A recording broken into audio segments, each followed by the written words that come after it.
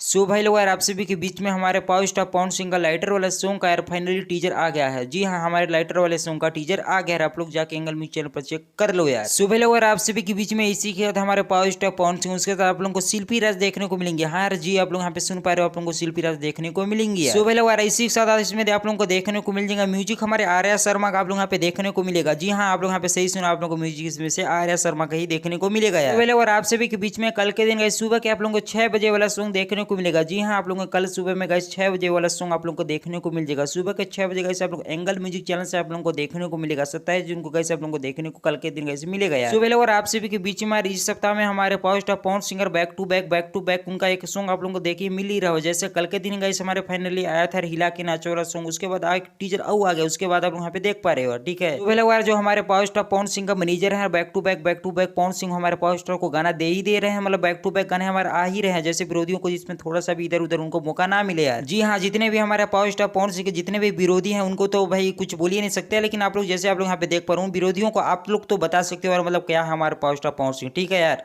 गेहूं कतनो आया कतनो जाए, लेकिन हो